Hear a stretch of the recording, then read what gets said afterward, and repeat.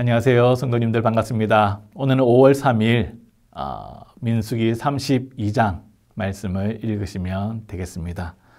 민수기 32장은 르벤과 갓 자손이 요단강을 건너지 않고 요단강 동편의 땅을 모세에게 달라 하고 그 땅에 정착하게 되는 것을 말씀하고 있습니다.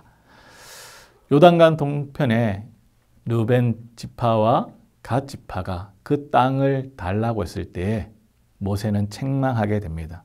이것은 이스라엘 백성, 이스라엘 공동체를 분열시키는 것이고 더 나아가 하나님의 그 언약을 불신하는 행위이다. 그리고 이스라엘 다른 지파들에게 큰 사기를 떨어뜨리기 때문에 이것은 잘못된 것이라고 책망하는 것입니다.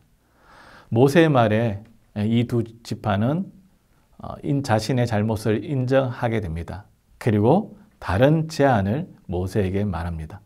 우리가 아이와 여자들이 보호할 수 있는 성읍을 건축한 이후에 가나안 땅 전쟁에 참여하겠다고 말하는 것입니다. 그리고 모세는 그 요청을 허락해 주는 것입니다. 오늘 우리가 민수기 32장을 읽으면서 한 가지 질문을 하게 됩니다. 왜 그러면 르벤 지파와 갓 지파가 요단 동편 이 땅에 머물려고 했을까요? 그래서 바로 1절에 나타나 있습니다. 1절에 보면 르벤 자손과 갓 자손은 심히 많은 가축대를 가졌더라. 그들이 야셀 땅과 길랏 땅을 본즉 그곳은 목축할 만한 장소인지라. 그 땅에 머물려고 했던 이유가 그들이 가지고 있는 그 가축이 목축하기 너무 좋아 보였던 땅이라는 것입니다. 근데 이 땅은 하나님께서 그들에게 주시기로 했던 가나안 땅, 약속의 땅이 아니란 것입니다. 자신의 필요와 자신의 욕심에 의한 선택이었다는 것입니다. 가나안 땅을 앞두고 이스라엘 지파 전체가 싸우러 가야 하는데 두 지파가 빠지는 것은 그들에게 있어서 이스라엘 공동체를 낙심케 하는 것이죠. 즉, 이 두 지파는 현실의 문제에 안주하는 것입니다. 우리들 역시 신앙생활 하면서 조심해야 될 것이 바로 현실에 안주하는 것입니다. 좀 우리는 신앙생활 하면서 현실 속에서 편안하게 신앙생활을 하고 싶어 하는 것입니다.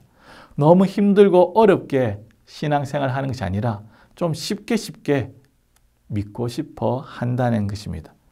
사랑하는 성도 여러분, 우리가 편안하게 신앙생활 하고 싶고 현실에 안주하고 싶은 마음이 들 때마다 이것을 물리쳐야 됩니다. 우리는 현실에 타협해서는 안 된다는 것입니다. 끝까지 하나님의 약속을 붙잡고 믿음의 경주를 해야 한다는 것입니다. 요단 동편에 머물겠다는 그 두 지파의 말에 모세가 책망을 합니다. 이 두 지파의 말에 이스라엘 공동체는 큰 위기를 만나게 된 것이죠. 근데 오늘 말씀은 이 위기를 어떻게 극복합니까? 두 지파가 자신들의 아이와 자신의 여자들을 보호할 수 있는 성읍을 건축하고 가나안 전쟁에 동참하겠다. 우리가 그 전쟁의 선봉장에 서서 싸우겠다고 말하는 것입니다. 그리고 전쟁이 끝날 때까지 다시 돌아오지 않겠다. 그리고 요단 서편 가나안 땅의 그 땅 기업을 우리가 받지 않겠다고 약속하는 것입니다.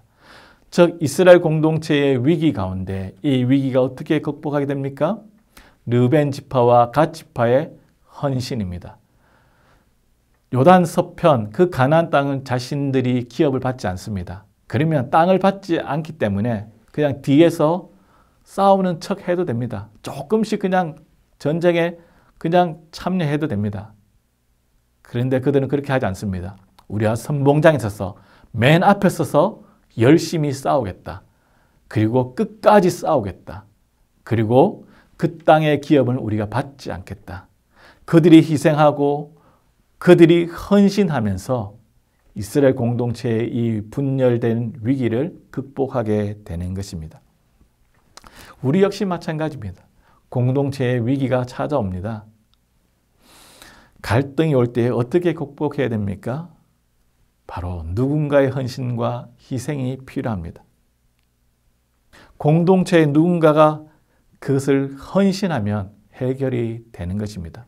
누군가가 이 일을 하기 싫을 때에 내가 하겠습니다. 제가 하겠습니다. 이렇게 말하고 나서면 그 문제는 해결됩니다. 그리고 내가 좀 손해를 보겠습니다. 내가 희생하겠습니다. 내가 섬기겠습니다. 이렇게 말하고 행동하면 어려움은 사라지는 것입니다. 바라기는 우리 범옥 공동체가 이런 위기와 갈등이 있을 때 내가 먼저 헌신하고 내가 먼저 희생함으로 더욱 견고한 공동체로 세워질 수 있기를 소망합니다. 감사합니다.